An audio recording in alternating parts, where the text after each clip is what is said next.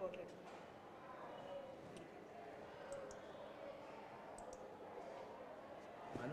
Spotlight పెట్టి ఇప్పుడు ఇంకొక ఇద్దరు జాయిన్ అయినాక స్పాట్లైట్ వస్తుంది. ఇప్పుడేమో పిన్ ఉంది, పిన్ కింద స్పాట్లైట్ ఫైల్ ఉంటుంది.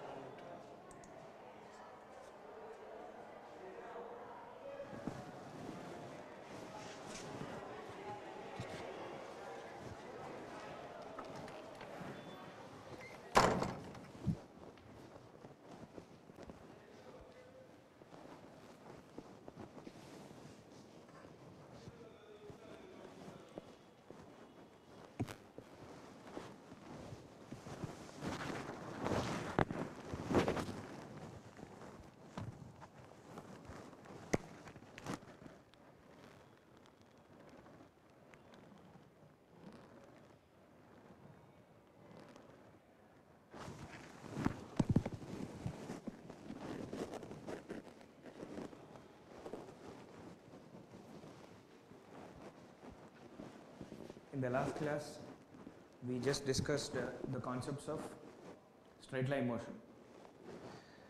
In addition to the concepts of straight line motion, we even discussed about the basic fundamentals of straight line motion. Even that we completed, and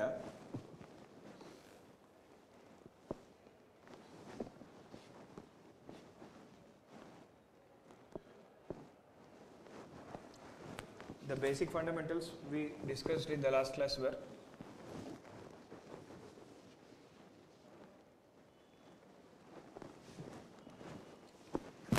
we discussed about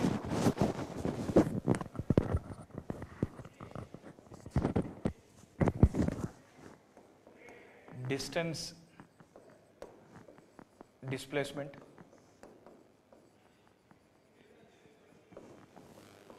next we even discussed about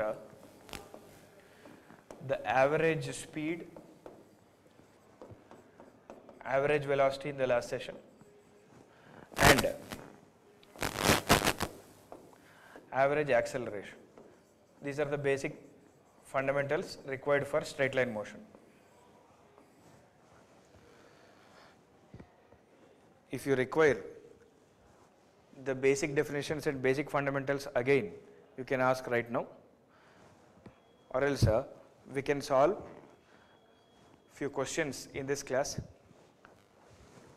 In addition to these basic fundamentals, we discussed about a type of motion in the last class, that is uniform acceleration. We just discussed about uniform acceleration and uniform deceleration, uniform acceleration, uniform deceleration, and next uniform velocity. These are the three types of motion we discussed in the last class.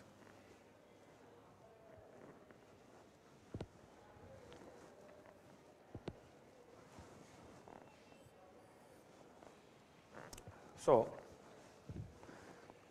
for uniform acceleration, the equations of motion applicable are V equals to U plus AT and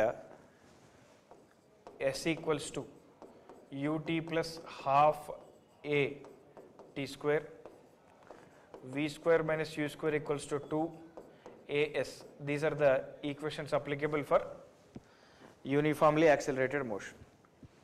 And if we just replace this acceleration, positive acceleration plus a with minus a, the negative acceleration indicates the retardation. That was our discussion. And u minus at you can write for retarded motion. And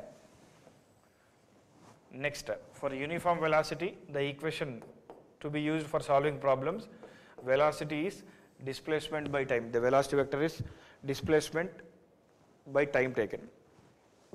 This is for uniform velocity. And for uniform deceleration, instead of plus a, you can replace minus a in the three equations. These are the equations applicable for uniformly accelerated motion, uniformly decelerated motion, and uniform velocity. Now, In addition to this, examples of uniform acceleration and also examples of uniform deceleration. The example of uniform acceleration and deceleration is a freely falling body which starts from rest. This is an example of uniformly accelerated motion. Acceleration due to gravity is g downward, and the motion of the object is in the downward direction. Acceleration due to gravity is also in the downward direction. So this is an example of freely falling body, is an example of uniformly accelerated motion, and a body projected vertically upwards. This is an example for decelerated motion, uniformly decelerated motion, and this is an example for accelerated motion, and this is for decelerated motion, or you can call it as retarded motion.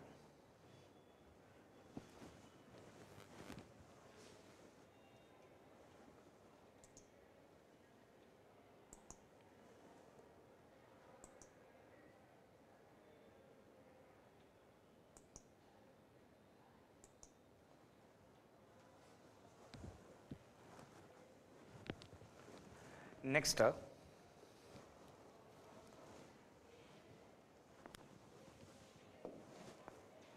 so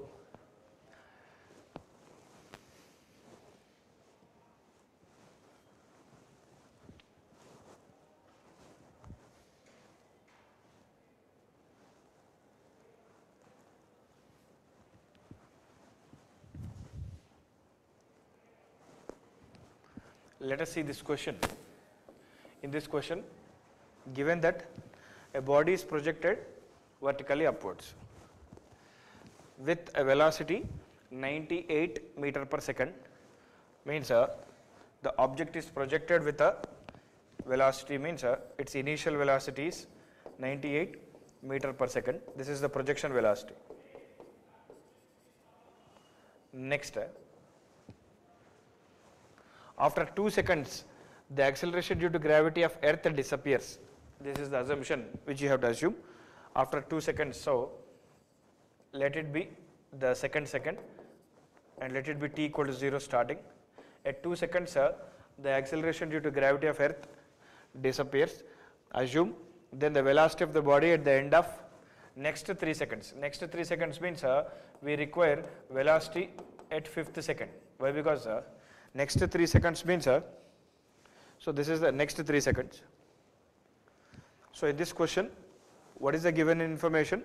You can just see body is projected vertically upwards with a velocity 98 meter per second. So this is the initial velocity from ground. I am considering it as t equal to 0. And at second, the assumption which we took in the question is acceleration due to gravity of earth disappears. So this is the condition. This is the condition which we have to use. So what is that? So up to here it is motion under gravity. After 2 seconds here the gravity will disappear from second. After second acceleration is not there. So when there is no acceleration, that means velocity is uniform or velocity is constant. It comes under uniform velocity. When there is no acceleration, it is mentioned that after second gravity or acceleration due to gravity disappears, which means velocity is constant or uniform velocity. Object moves with same speed. Means I will conclude like this: velocity at second equals to velocity at third second equals to velocity at fourth equal to velocity at fifth, so on. Why? What is the reason? Because at second the acceleration due to gravity disappears. That is the assumption we have taken. So basing upon this, we can conclude that when there is no acceleration, velocity is constant. This is the concept. The body moves with uniform velocity. When acceleration starts disappearing, when acceleration stops acting at certain instant, From that instant you can consider the motion of a body to be uniform velocity. So now velocity will be same. The velocity at second, third, fourth, fifth, from second the velocity will be same. Now the velocity at the end, the velocity of the body at the end of next 3 seconds we need to calculate. Means velocity at 5th second is same as that of second. So here V2 equals to initial velocity u minus gt. So at second initial velocity 98 minus g 9.8 into 2 seconds. So 98 minus 19.6.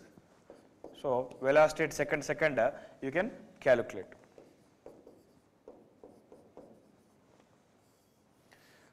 So we just calculated the velocity at second.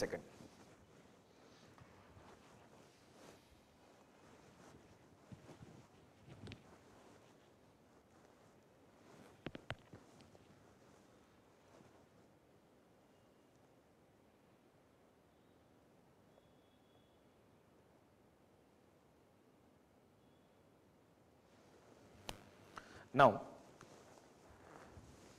since V2 equals to V5, so velocity at 5th second is also 78.4 meter per second. This is the answer. Velocity at 5th second is 78.4 meter per second. So why? Because why are we calculating the velocity at 5th second? It's the question itself is velocity of the body at the end of next 3 seconds. So next 3 seconds means from here 3 seconds means 5th second. From at t equal to 2, if you start counting, next 3 seconds means at 5th second we need to find the velocity. So at 5th second velocity is same as that of second, which is same as that of third, fourth, so on. So that is 78.4 meter per second, the velocity. I hope it is clear to you, everyone. And any clarifications you can ask.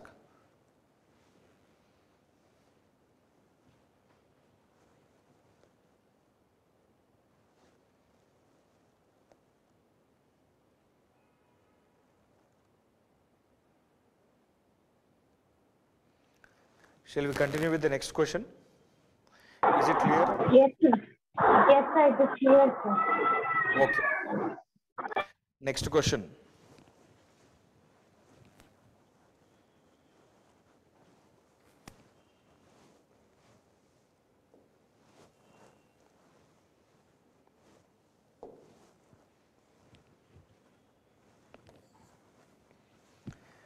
In this question you can see a body is moving with a uniform velocity of 8 meter per second. When the body just crossed another body, the second one starts and moves with a uniform acceleration of 4 meter per second square. Means, I'll explain you. Let us take the first object here, and it is mentioned that this object is undergoing a uniform velocity. So that velocity is given as 8 meter per second, and when this object is crossing a second object, let B be the second body, when this A is just crossing the B, what was the observation when A just crossed B? The observation is that the second one was starting with accelerated motion. This is of course moving with same velocity because it is moving with uniform velocity mentioned, and but here it is mentioned that it starts from rest, second body adjacently, and it moves with a constant acceleration of 4 meter per second square. So this is the given condition. Now the distance traveled by the two bodies until they both meet. So first they have to meet somewhere. Meeting in the sense they don't collide, but they are just meeting it here. Means as they are moving on two parallel tracks, one ahead and the other one behind, after some time they both meet, they both will be at same level or adjacent to each other. So that's what I am considering as meeting. So they both meet at some time t, I am assuming. At certain time instant t they are meeting, and this instant I am considering as t is equal to 0, and t time taken for A and B to meet. So let us see. Now, here, from here if I consider, overall, they both covered same distance from here to here. The displacement of A is equal to displacement of B. So, I can say displacement of A and B are equal. So, A moves with a particular type of motion called as uniform velocity. Object B moves with uniform acceleration. So, the equations are different. The equations with which we calculate the displacement will differ. Here, A displacement will be, the equation is for this displacement is velocity into time. This is the equation. So, for A, displacement is velocity into time, that is V into T. And for B, displacement is ut plus half a t square. Why means why different equations? Because different types of motion. Both move in a straight line motion, but the type of motion is differing. One object is not changing its speed uniformly. If it is 50 km per hour, the same speed. If it is 8 meter per second, the same speed 8. That is uniform velocity. And accelerated motion means second one. 4 meter per second square is the acceleration. Means at the rate of 4 meter per second square acceleration, the speed is increasing. The speed is continuously increasing. It doesn't remain same. But here in first case, velocity is same. In second case, velocity increases with time. That is what we call as accelerated motion. So it is a half a t square displacement. But why? Because u is 0, s displacement of the second body sb is half a t square. So here 1t gets cancelled and velocity is 8. 8 is equal to half into a acceleration 4 into t. So time of meeting is 16 by 4. The time of meeting is 4 seconds. Within 4 seconds, the two objects meet each other. This is the time of meeting. But we don't want within how much time they met. That's not required. The distance traveled by both bodies until they meet. So the distance traveled by A is Vt. That is 8 meter per second into 4, 32 meters. Even you calculate SB also, both are same only. SB is half a t square, that is half into acceleration 4 into time. The time taken is, say they met in 4 seconds, so 4 square. So SB is also 32 meters. Means the distance traveled by both of them is same, which is SA and SB are 32 meters. This is the answer. I hope it is clear to you. If you have any doubts, you can ask. So far, if it is clear, okay, or else anywhere you need a clarification, you can ask.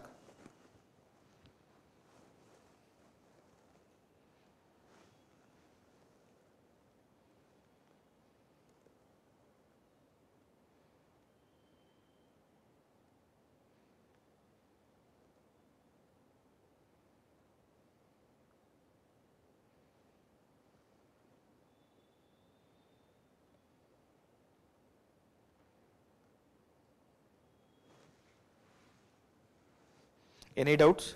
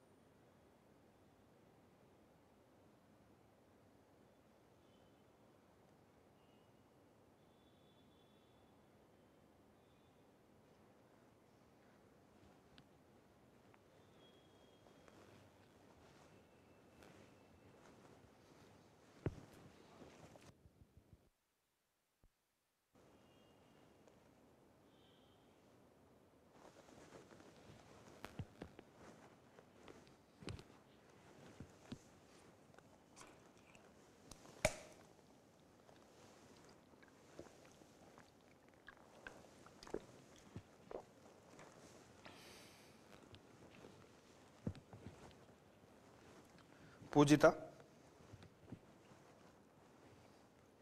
Yes, sir. No doubt, sir. Okay. Thank you.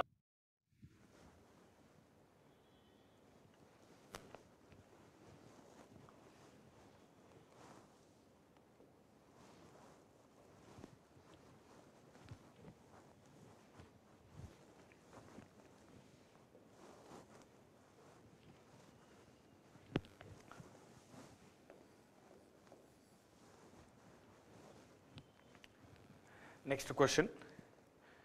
A ball is thrown upwards with a speed v from the top of a tower, and it reaches the ground with a speed 3v. Then what is the height of the tower? So here,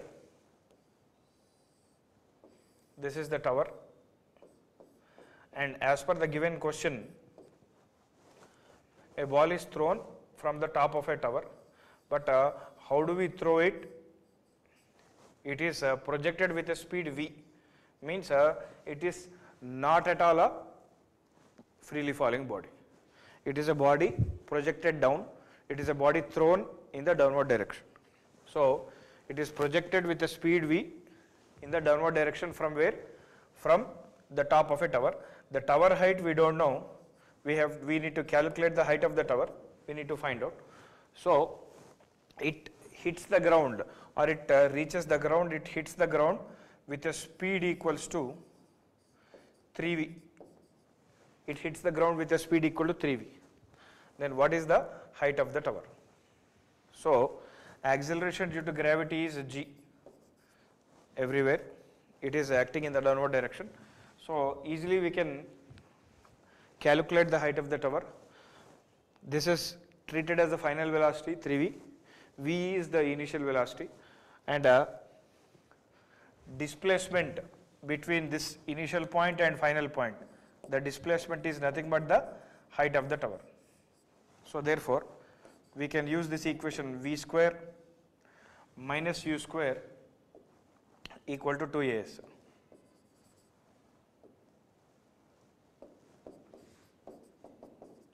So using this equation, final velocity is 3v, heating velocity, the velocity with which it hits the ground, minus initial velocity v given, this is the u and this is v.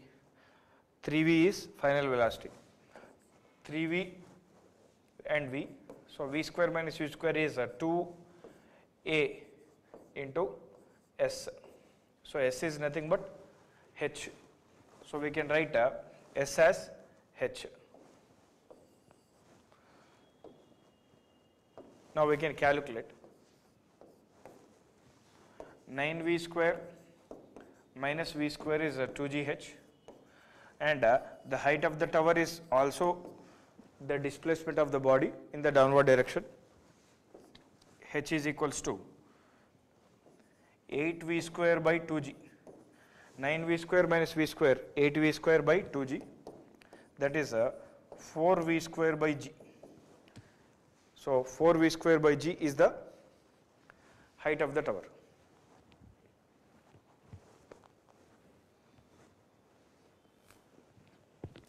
Just see the solution.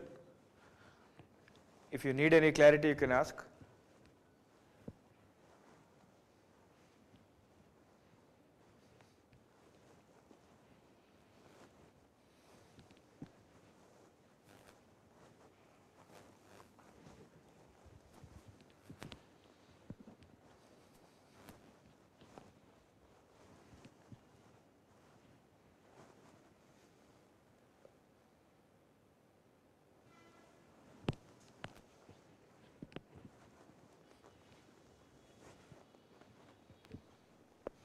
Sir, in the question, it is there that a ball is thrown upwards with the speed v from the top of the tower, no, sir. Then it will travel some distance upwards, and then it will fall from that height. So more than the height of the tower, it covers some distance, no, sir.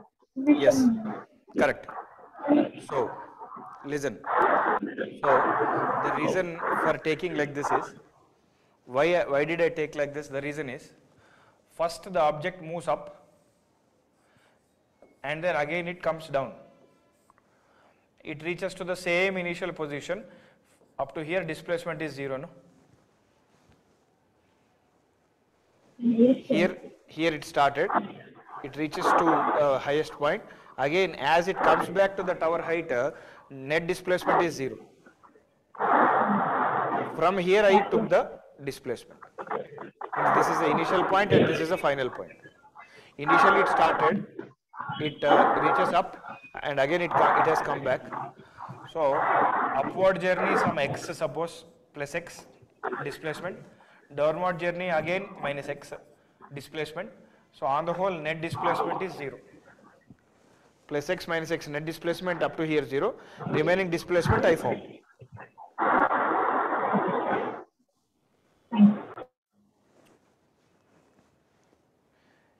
Is it clear, Ma? Yes, sir, it is clear. Okay.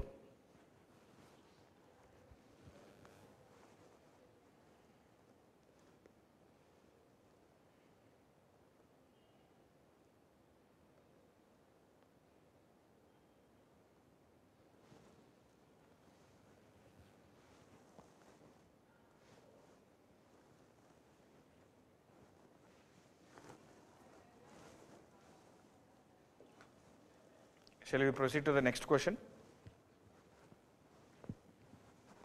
Yes, sir.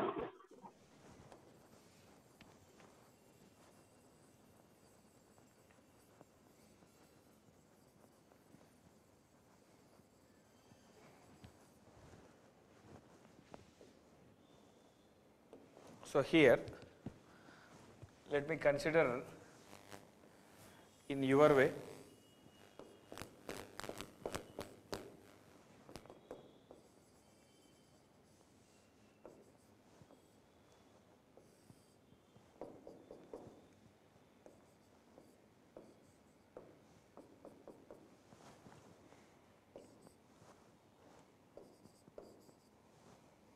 So tower height is h, initial velocity v, v square minus u square equals to 2as, final velocity 9v square, why, because 3v square minus initial velocity v square equals to 2 into a is minus g, s is minus h. Y means gravity is downward, acceleration due to gravity, so negative sign. Above the tower height positive, below the tower height let us take negative. The directions are opposite. Above upward positive let us take, and downward let us take negative. This is negative. So g is in the downward direction, I am taking negative minus g. This is the sign convention we are using, and yes, displacement, why am I taking minus h means from the starting point to the maximum height let the displacement be plus x, and downward minus x, net displacement will be 0, and from here to here this is the initial and this is the final. From initial point to final point the net displacement is in the downward direction, so sign convention is negative. The downward direction displacement is negative, that is the sign convention, and the displacement is always obtained by joining initial point and final point with a straight line. I am not bothered about the in between paths. For displacement I consider only the initial point and final point only, and if I join the initial and final points with a straight line I will get the displacement. So this is my displacement. So this displacement is equal to h in the negative direction, but because downward displacement I take negative, upward displacement I will take positive. So anyway displacement is minus h. So here 9v square minus v square, 8v square equal to 2gh, and h equals to 8v square by 2g, that is 4v square by g.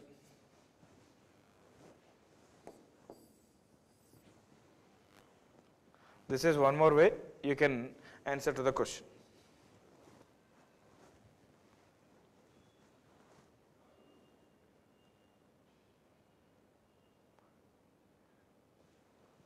Any clarification required from your side? No, sir. Everything is clear, sir.